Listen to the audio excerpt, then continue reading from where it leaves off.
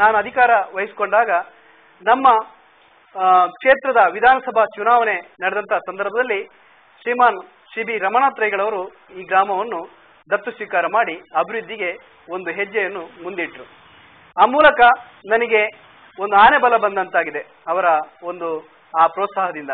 ಯಾಕಂತ ಹೇಳಿದ್ರೆ 10 ಕೋಟಿಗಿಂತಲೂ ಹೆಚ್ಚಿನ ಅನುದಾನ, ಅದು ಲೋಕೋಪಯೋಗಿ ರಸ್ತೆ ಇರಬಹುದು, ಅಥವಾ ಸಣ್ಣ ನೀರಾವರಿ ಇಲಾಖೆ ಇರಬಹುದು, ಅಥವಾ ಶೈಕ್ಷಣಿಕ ಸಂಸ್ಥೆಗಳ ಕಟ್ಟಡಗಳಿರಬಹುದು, ಅಥವಾ ಗ್ರಾಮೀಣ ರಸ್ತೆಗಳಿರಬಹುದು, ಅಥವಾ ಇನ್ನಿತರ ಸಮಾಜ ಕಲ್ಯಾಣ ಇಲಾಖೆಯ ಪರಿಶಿಷ್ಟ ಜಾತಿ ಪಂಗಡದ ವಿಶೇಷ ಅಭಿವೃದ್ಧಿ ಯೋಜನೆಗಳಿರಬಹುದು, ಗಂಗಾ ಕಲ್ಯಾಣ ಇರಬಹುದು, ಎಲ್ಲ ಯೋಜನೆಗಳ ಮುಖಾಂತರ ಈ ಗ್ರಾಮದ ಅಭಿವೃದ್ಧಿ ಏನು ಗಾಂಧೀಜಿಯವರ ಗಾಂಧಿ ಗ್ರಾಮದ ಕಲ್ಪನೆ ಏನಿದೆ ಅದು ಪರಿಪೂರ್ಣವಾಗಿ ಆಗ್ಲಿಕ್ಕೆ ಅವರು ಸಹಕಾರಿಯಾಗಿದ್ದಾರೆ.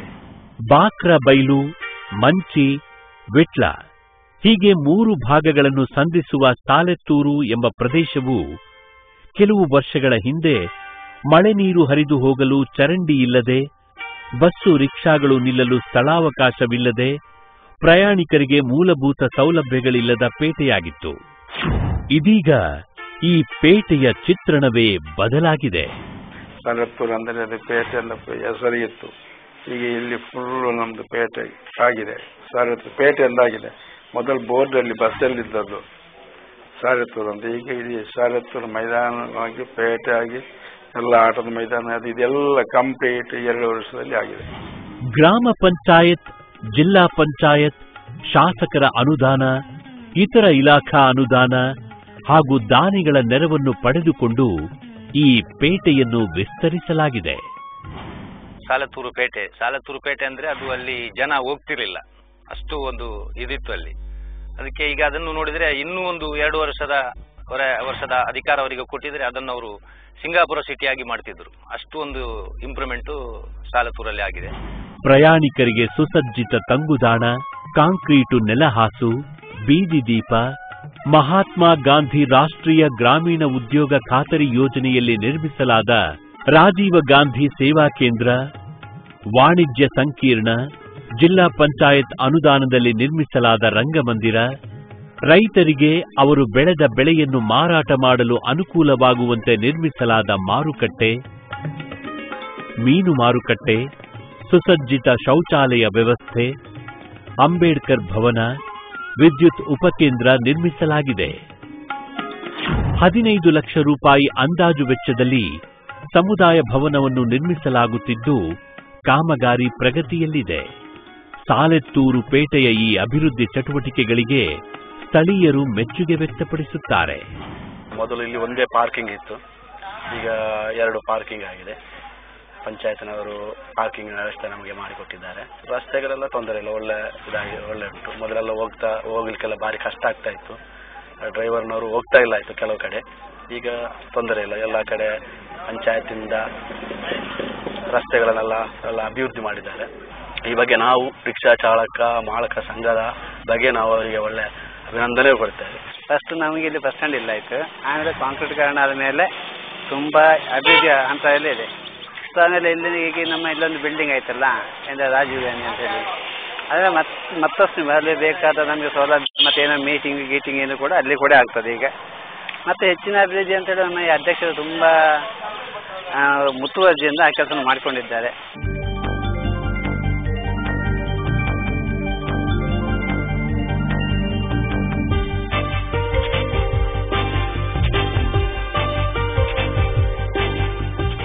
ಹಲವಾರು ಧಾರ್ಮಿಕ ಕೇಂದ್ರಗಳಿರುವ ಈ ಗ್ರಾಮದಲ್ಲಿ ಇದೀಗ ಕಾಣುತ್ತಿರುವ ಸಾಲೆತ್ತೂರು ಶ್ರೀ ಸದಾಶಿವ ದೇವಸ್ಥಾನವು ವಿಜಯನಗರದ ಶ್ರೀಕೃಷ್ಣದೇವರಾಯನ ಕಾಲಕ್ಕೆ ಸೇರಿದ್ದಾಗಿರಬಹುದೆಂದು ಅಂದಾಜಿಸಲಾಗುವ ಈ ದೇವಳದಲ್ಲಿ ರಂಗಪೂಜೆ, ಕಾರ್ತಿಕ ಮಾಸದ ಪ್ರತಿ ಸೋಮವಾರ ವಿಶೇಷ ಪೂಜೆಗಳಲ್ಲದೆ ನವರಾತ್ರಿ, ಶಿವರಾತ್ರಿಗಳಲ್ಲಿ ವಿಶೇಷ ಪೂಜೆ, ಜಾಗರಣೆ, ಭಜನೆಗಳು ನಡೆಯುತ್ತವೆ. ಕೊಳ್ನಾಡು ಸಾಕಷ್ಟು ಮಳೆ ಬೀಳುವ ಪ್ರದೇಶವಾಗಿದ್ದರೂ ದಿನೇ ದಿನೇ ಅಂತರ್ಜಲ ಮಟ್ಟ ಕುಸಿತಗೊಳ್ಳುತ್ತಿರುವುದನ್ನು ಮನಗಂಡು ಅಂತರ್ಜಲ ವೃದ್ಧಿಗಾಗಿ ಕಾರ್ಯಕ್ರಮ ರೂಪಿಸಲು ಗ್ರಾಮ ಪಂಚಾಯತ್ ಮುಂದಾಗಿದೆ. ಜಲಾನಯನ ಇಲಾಖೆ, ಶಾಸಕರ ಅನುದಾನ, ಉದ್ಯೋಗ ಖಾತರಿ ಮೊದಲಾದ ಯೋಜನೆಗಳ ಮೂಲಕ ಕೆರೆಗಳ ಪುನಶ್ಚೇತನ, ಕಿಂಡಿ ಅಣೆಕಟ್ಟುಗಳ ನಿರ್ಮಾಣ ಕಾರ್ಯ ಕೈಗೊಂಡಿದೆ. ಪ್ರಕೃತಿ ಮಾತೆಯ ಸೆರಗಿನ ಚಿತ್ತಾರದಂತೆ ಕಂಗೊಳಿಸುವ ಈ ಸಾಲೆತ್ತೂರು ಕೆರೆಯನ್ನು ಶಾಸಕರ ಶಿಫಾರಸಿನಿಂದ 20 ಲಕ್ಷ ರೂಪಾಯಿ ವೆಚ್ಚದಲ್ಲಿ ಪುನಶ್ಚೇತನಗೊಳಿಸಲಾಗಿದೆ. ಈ ಕೆರೆ ನೋಡುಗರ ಮನಕ್ಕೆ ಮುದ ನೀಡುವುದರ ಜೊತೆ ಭವಿಷ್ಯದ ನೀರಿನ ಬರ ನೀಗಿಸಲು ಪಣತೊಟ್ಟಂತಿದೆ. ಅದೇ ರೀತಿ ಪುಡ್ಕೆತ್ತೂರು ಕೆರೆಯ ಪುನಶ್ಚೇತನ ಕಾರ್ಯವನ್ನು ಇದೇ ಮಾದರಿಯಲ್ಲಿ 20 ಲಕ್ಷ ರೂಪಾಯಿ ವೆಚ್ಚದಲ್ಲಿ ಕೈಗೊಳ್ಳಲಾಗಿದೆ. ಸಣ್ಣ ನೀರಾವರಿ ಇಲಾಖೆ ಮೂಲಕ 30 ಲಕ್ಷ ರೂಪಾಯಿ ವೆಚ್ಚದಲ್ಲಿ ನಿರ್ಮಿಸಲಾದ ಉಳಿಯತ್ತಡ್ಕ ಕಿಂಡಿ ಅಣೆಕಟ್ಟು, ಜಿಲ್ಲಾ ಪಂಚಾಯತ್ ಅನುದಾನದಲ್ಲಿ ನಿರ್ಮಿಸಲಾದ ಕಟ್ಟೆತ್ತಿಲ ಮಠ ಕಿಂಡಿ ಅಣೆಕಟ್ಟು, ಜಲಾನಯನ ಬಂಜರು ಭೂಮಿ ಅಭಿವೃದ್ಧಿ ಯೋಜನೆಯಲ್ಲಿ ನಿರ್ಮಿಸಲಾದ ಪೆರ್ಲದ ಬೈಲು ಕಿಂಡಿ ಅಣೆಕಟ್ಟು, ಚೌಕದಲ್ಲಿ ಸುಸಜ್ಜಿತವಾಗಿ ನಿರ್ಮಾಣಗೊಂಡಿರುವ ಕಿಂಡಿ ಅಣೆಕಟ್ಟು, ಹಾಗೆಯೇ ಮಂಕುಡೆಯಲ್ಲಿ, ಕುಳಾಲು ಕಂಬಳದ ಬಳಿ, ಬಂಡಮುಗೇರು, ನೂಜಿಬೈಲು, ಕೊಪ್ಪಳ ಎಂಬ ಪ್ರದೇಶಗಳಲ್ಲಿ ನಿರ್ಮಿಸಲಾಗಿರುವ ಕಿಂಡಿ ಅಣೆಕಟ್ಟುಗಳು ಹರಿದು ಹೋಗುವ ನೀರನ್ನು ಭೂಮಿಯಲ್ಲಿ ಇಂಗುವಂತೆ ಮಾಡುವಲ್ಲಿ ಯಶಸ್ವಿಯಾಗಿವೆ. 10-11ನೇ ಸಾಲಿನಲ್ಲಿ ಎನ್ಆರ್ಇಜಿ ಯೋಜನೆಯಲ್ಲಿ ಬಂದ ಅನುದಾನ 51,43,000, ಶೇಕಡ 100ರಷ್ಟು ಪ್ರಗತಿ ಸಾಧಿಸಿದ್ದೇವೆ. 11-12ನೇ ಸಾಲಿನಲ್ಲಿ ಶೇಕಡ 100ರಷ್ಟು ಪ್ರಗತಿಯನ್ನು ಆ ವರ್ಷದಲ್ಲಿ ಸಾಧಿಸಿದ್ದೇವೆ. 12-13ನೇ ಸಾಲಿನಲ್ಲಿ ಒಟ್ಟು 84,10,00,000ಕ್ಕೆ ನಾವು ಕ್ರಿಯೋಜನೆ ತಯಾರಿಸಿದ್ದೇವೆ. ಈವರೆಗೆ ನಾವು 30 ಲಕ್ಷದ ಕೆಲಸವನ್ನು ಸಾಧಿಸಿದ್ದೇವೆ. ಕಾಲು ಸಂಕ, ತೋಡು ರಚನೆ, ರಸ್ತೆ ಮತ್ತೆ ಇತರ ಕಿಂಡಿ ಅಣೆಕಟ್ಟುಗಳು ಕೆಲಸ ಕಾಮಗಾರಿಯನ್ನು ನಾವು ಹೆಚ್ಚಾಗಿ ರಸ್ತೆ ಕೆಲಸ ಕಾಮಗಾರಿಗಳನ್ನು ಮಾಡಿದ್ದೇವೆ. ನಿರ್ಮಲ ಗ್ರಾಮ ಪುರಸ್ಕಾರದಲ್ಲಿ ನಾವು ಶೇಕಡ 100ಕ್ಕೆ 100 ಶೌಚಾಲಯವನ್ನು ಸಂಪೂರ್ಣಗೊಳಿಸಿರುತ್ತೇವೆ.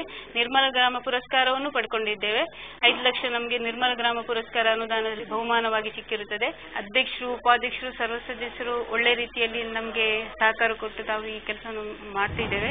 ನದಿ, ತೋಡು, ಬೆಟ್ಟ, ಗುಡ್ಡ ಹಾಗೂ ಕೃಷಿ ಭೂಮಿಯನ್ನು ಹೊಂದಿರುವ ಕೊಳ್ನಾಡು ಹಾಗೂ ಸಾಲೆತ್ತೂರು ಗ್ರಾಮಗಳ ನಿವಾಸಿಗಳಿಗೆ ತಮ್ಮ ವಾಸ್ತವ್ಯದ ಮನೆಗಳಿಂದ ಮುಖ್ಯ ರಸ್ತೆಗಳನ್ನು ತಲುಪಲು ಗ್ರಾಮೀಣ ರಸ್ತೆಗಳು ತೀರಾ ಅಗತ್ಯವಿರುವ ಸೌಲಭ್ಯವಾಗಿವೆ.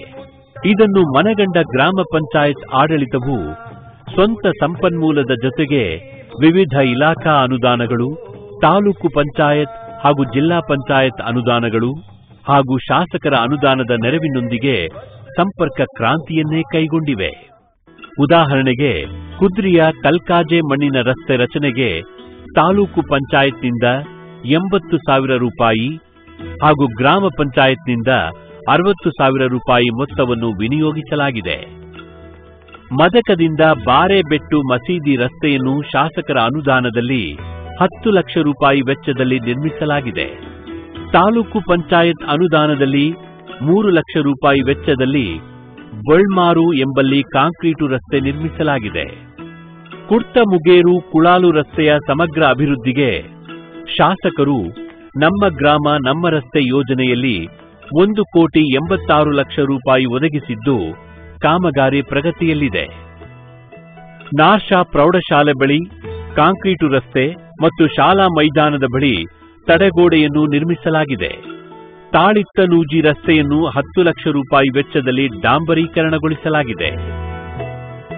ಮಾದಕಟ್ಟೆ, ಬಾರೆಬೆಟ್ಟು, ನಾರ್ಷಾ ಮತ್ತಿತರ ಪ್ರದೇಶಗಳಿಗೆ ಸಂಪರ್ಕ ಕಲ್ಪಿಸಲು ಬಾರೆಬೆಟ್ಟು ಎಂಬಲ್ಲಿ ಸೇತುವೆ ನಿರ್ಮಿಸಲು ಶಾಸಕರ ಅನುದಾನದಿಂದ 5 ಲಕ್ಷ ರೂಪಾಯಿ ಮಂಜೂರಾಗಿದೆ. ಶ್ರೀಯುತ ನಳಿನ್ ಕುಮಾರ್ ಕಟೀಲ್ ಅವರು 3 ರಸ್ತೆಗಳನ್ನು 4.5 ಲಕ್ಷ ರೂಪಾಯಿ ವೆಚ್ಚದಲ್ಲಿ ಹಾಗೂ 2 ಲಕ್ಷ ರೂಪಾಯಿಗಳನ್ನು ಸಮುದಾಯ ಭವನ ನಿರ್ಮಾಣ ಕಾಮಗಾರಿಗಳಿಗೆ ಒದಗಿಸಿರುತ್ತಾರೆ. ಸಾಲೆತ್ತೂರು ಸ್ಮಶಾನ ನಿರ್ಮಾಣಕ್ಕಾಗಿ ವಿಧಾನ ಪರಿಷತ್ ಸದಸ್ಯರಾದ ಶ್ರೀಯುತ ಸುದರ್ಶನ್ ಅವರು 2 ಲಕ್ಷ ರೂಪಾಯಿ ಅನುದಾನ ಒದಗಿಸಿರುತ್ತಾರೆ. ಅಲ್ಲದೆ ಗ್ರಾಮ ಪಂಚಾಯತ್ ತನ್ನ ಸ್ವಂತ ಸಂಪನ್ಮೂಲ ಹಾಗೂ ಮಹಾತ್ಮ ಗಾಂಧಿ ರಾಷ್ಟ್ರೀಯ ಗ್ರಾಮೀಣ ಉದ್ಯೋಗ ಖಾತರಿ ಯೋಜನೆಯ ಮೂಲಕ ಹಲವಾರು ಗ್ರಾಮಾಂತರ ಸಂಪರ್ಕ ರಸ್ತೆ ರಚನೆ ಮತ್ತು ದುರಸ್ತಿ ಕೆಲಸಗಳನ್ನು ಆದ್ಯತೆಯಲ್ಲಿ ಕೈಗೊಂಡಿದೆ. ಅಣೆಕಟ್ಟು ಮಾಡಿಕೊಟ್ಟಿದ್ದಾರೆ. ನೀರು ಒಂದು ಏಪ್ರಿಲ್ ಮೇ ತಿಂಗಳ ತನಕ ಸಿಗಬಹುದು ಅಂತ ಅಡಿ ನೀರು. ಮತ್ತೆ ದೇವಸ್ಥಾನದಲ್ಲಿ ಒಂದು ತಡೆಗೋಡೆ ಆಗಿದೆ. ಅಧ್ಯಕ್ಷರು ಉಪಾಧ್ಯಕ್ಷರೆಲ್ಲ ಪಕ್ಷ ಭೇದವಿಲ್ಲದೆ ಎಲ್ಲರೂ ಒಟ್ಟಿಗೆ ಸೇರಿ ಒಗ್ಗಟ್ಟಿನಿಂದ ಕೆಲಸ ಮಾಡಿ. ಪರಿಶಿಷ್ಟ ಪಂಗಡಗಳಿಗೆ ಸೇರಿದ ಕುಟುಂಬಗಳಿರುವ ಕುಂಟ್ರಕಳ ರಸ್ತೆ, ಜಿಲ್ಲಾ ಪಂಚಾಯತ್ ಅನುದಾನದಲ್ಲಿ ಗೊಳ್ಪಾದೆ ಕುಂಟ್ರಕಳ ರಸ್ತೆ, ಕೆಳಗಿನ ಬಾರೆಬೆಟ್ಟು ರಸ್ತೆ, ಅಗರಿ ನೆಕ್ಕೆರೆಕಾಡು ರಸ್ತೆ, ಬಂಡಮುಗೇರು ರಸ್ತೆ ಹಾಗೂ ಕುದ್ರಿಯ ಪಾದೇಕರಿಯ ರಸ್ತೆಗಳ ಅಭಿವೃದ್ಧಿ ಕಾಮಗಾರಿಗಳು ಮಂಜೂರಾಗಿವೆ. ಸಾಲೆತ್ತೂರನ್ನು ಸಂಪರ್ಕಿಸುವ ಮಂಚಿ ಸಾಲೆತ್ತೂರು ಹಾಗೂ ಕಡಂಬು ಸಾಲೆತ್ತೂರು ಲೋಕೋಪಯೋಗಿ ರಸ್ತೆಗಳನ್ನು ಶಾಸಕರ ಶಿಫಾರಸ್ಸಿನ ಅನುದಾನದಲ್ಲಿ ಅಗಲಗೊಳಿಸಿ ಡಾಂಬರೀಕರಣಗೊಳಿಸುವ ಕೆಲಸಕ್ಕೆ ಚಾಲನೆ ದೊರೆತಿದೆ. ಕೊಳ್ನಾಡು ಕ್ಷೇತ್ರದಿಂದ ದಕ್ಷಿಣ ಕನ್ನಡ ಜಿಲ್ಲಾ ಪಂಚಾಯತ್ಗೆ ಚುನಾಯಿತರಾದ ಎಂಎಸ್ ಮಹಮ್ಮದ್ ಅವರು ಈ ಗ್ರಾಮ ಪಂಚಾಯತ್ ರೂಪಿಸಿದ ಅಭಿವೃದ್ಧಿ ಕಾರ್ಯಕ್ರಮಗಳಿಗೆ ಸದಾ ಬೆಂಬಲವಾಗಿರುವವರು. ಜಿಲ್ಲಾ ಪಂಚಾಯತ್ ಮೂಲಕ ಕಳೆದೆರಡು ವರ್ಷಗಳಲ್ಲಿ ವಿವಿಧ ಅಭಿವೃದ್ಧಿ ಕಾಮಗಾರಿಗಳಿಗಾಗಿ 39 ಲಕ್ಷ ರೂಪಾಯಿ ಹಾಗೂ ಕುಡಿಯುವ ನೀರಿನ ಯೋಜನೆಗಳಿಗಾಗಿ 58 ಲಕ್ಷ ರೂಪಾಯಿಗಳನ್ನು ಮಂಜೂರು ಮಾಡಿಸಿ ಗ್ರಾಮದ ಜನರ ಅಭಿಮಾನಕ್ಕೆ ಪಾತ್ರರಾಗಿದ್ದಾರೆ. ಜಿಲ್ಲಾ ಪಂಚಾಯತ್ನಿಂದ ನಮ್ಮ ಕೊಲ್ನಾಡು ಗ್ರಾಮ ಪಂಚಾಯತ್ನ ಅಧ್ಯಕ್ಷರಾದಂತಹ ಸುಭಾಷ್ ಚಂದ್ರ ಶೆಟ್ಟಿ ಅವರ ಒಂದು ರೀತಿಯ ಸಹಕಾರದ ಮೇರೆಗೆ ಅವರು ನಮ್ಮಲ್ಲಿ ಏನು ಅನುದಾನ ಪಡೆಯುವಂತಹ ಒಂದು ಆಸಕ್ತಿಯಲ್ಲಿ ಕೆಲಸ ಮಾಡುತ್ತಾರೆ. ಅದಕ್ಕೆ ಅನುಗುಣವಾಗಿ ಇವತ್ತು ಕುಡಿಯುವ ನೀರಿನ ಯೋಜನೆಗೆ, ಗ್ರಾಮೀಣ ರಸ್ತೆ ಅಭಿವೃದ್ಧಿಗೋಸ್ಕರ ಹೆಚ್ಚಿನ ಅನುದಾನವನ್ನು ಕೊಡುವಂತಹ ಒಂದು ರೀತಿಯ ಕಾರ್ಯಕ್ರಮವನ್ನು ಕೂಡ ನಾವು ಹಾಕಿಕೊಂಡಿದ್ದೇವೆ. ಅದು ಮಾತ್ರ ಅಲ್ಲ, ಇವತ್ತು ಸರ್ವಶ್ರೀ ಅಭಿಯಾನದ ಮುಖಾಂತರ ಬರುವಂತಹ ಒಂದು ರೀತಿಯ ಅನುದಾನ ಇರಬಹುದು ಅಥವಾ ಬೇರೆ ಬೇರೆ ಅನುದಾನಗಳು, ಇವತ್ತು 13ನೇ ಹಣಕಾಸು ಯೋಜನೆಯಲ್ಲಿ ಅನುದಾನ ಬರ್ತಾ ಇದೆ, ಅದನ್ನು ಕೂಡ ಕೊಲ್ನಾಡು ಗ್ರಾಮ ಪಂಚಾಯತ್ ಗರಿಷ್ಠವಾಗಿ ನಾವು ಕೊಡುವಂತಹ ಕೆಲಸವನ್ನು ಮಾಡಿದ್ದೇವೆ. ಸಾಮಾನ್ಯವಾಗಿ ತುಳುನಾಡಿನಲ್ಲಿ ಕೃಷಿ ಕೆಲಸಗಳು ಮಳೆಗಾಲದ ಜೊತೆಗೆ ಹುಟ್ಟಿಕೊಳ್ಳುತ್ತವೆ. ಕೊಳ್ನಾಡು ಕೂಡ ಇದಕ್ಕೆ ಹೊರತಾಗಿಲ್ಲ. ಮೊದಲ ಬೆಳೆ ಏಣೇಲುವಿನ ಸಂದರ್ಭದಲ್ಲಿ ಗದ್ದೆಯಲ್ಲಿ ಉಳುಮೆ ಪ್ರಾರಂಭವಾಗುತ್ತದೆ. ಗದ್ದೆಯ ಅಂಚನ್ನು ಸವರುವುದು, ಏರಿದ ನೀರನ್ನು ತಗ್ಗಿಸುವುದು, ಬಳಿಕ ಬೀಜ ಗೊಬ್ಬರ ಹಾಕುವುದು, ನೇಜಿ ನೆಡುವುದು, ಹೀಗೆ ಕೃಷಿ ಕೆಲಸ ಸಾಗುತ್ತದೆ. ಬೆಳೆ ಕಟಾವಿಗೆ ಬಂದಾಗ ಮನೆ ತುಂಬಿಸುವ ಸಂಪ್ರದಾಯವಿದೆ. ಭತ್ತ ಕೊಯ್ದು ಸೂಡಿ ಕಟ್ಟಿ ತಂದು ಅಂಗಳದಲ್ಲಿ ಪಡಿಯಿಟ್ಟು ಭತ್ತ ಪ್ರತ್ಯೇಕಿಸುವ ಪ್ರಕ್ರಿಯೆಯನ್ನು ನೋಡುವುದೇ ಸೊಗಸು. ಭತ್ತದ ರಾಶಿಗೆ ಬೂದಿಯಿಂದ ಬರೆ ಎಳೆಯುವ ಪದ್ಧತಿಯೂ ಇದೆ. ನಾಡಿಗೆ ಅನ್ನ ನೀಡುವ ಅನ್ನದಾತನ ಏಳಿಗೆಗೆ ಸತತ ಶ್ರಮಿಸುತ್ತಿರುವ ಈ ಗ್ರಾಮ ಪಂಚಾಯಿತಿ ರೈತರ ಮನ್ನಣೆ ಗಳಿಸಿದೆ.